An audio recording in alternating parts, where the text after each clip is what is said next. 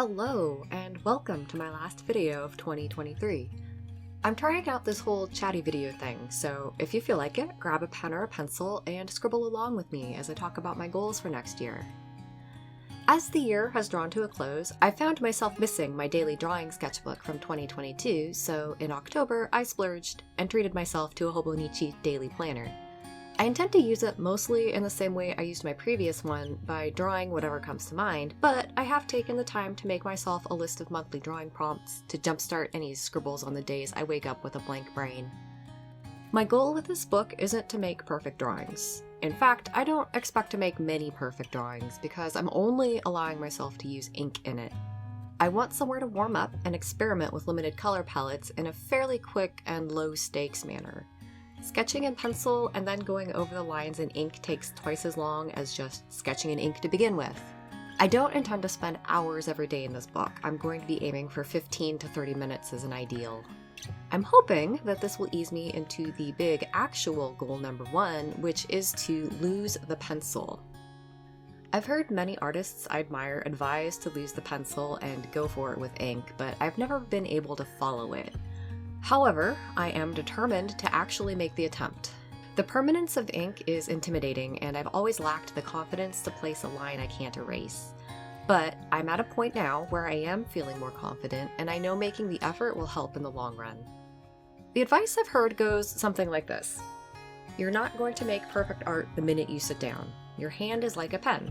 Sometimes you need to move it around to get the gunk out and start the good art flowing.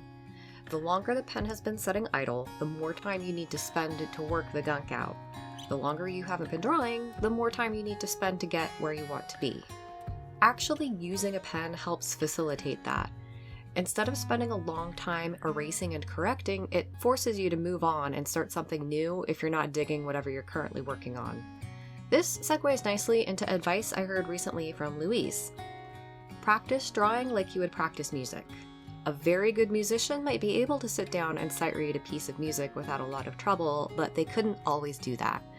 The key to improving at music is repetition, and the key to improving at any visual art is the same. My next goal is to make larger paintings. Throughout 2023, I've been working mostly in smallish sketchbooks. My Mosseri threadbound sketchbooks are roughly 5 3/4 inches by 7.5 inches, and the metallic watercolor books I love so much are only 5 by 8. I bought this 8.5 by 11 Strathmore watercolor sketchbook in the summer, and I love the extra space, even though I've barely used it.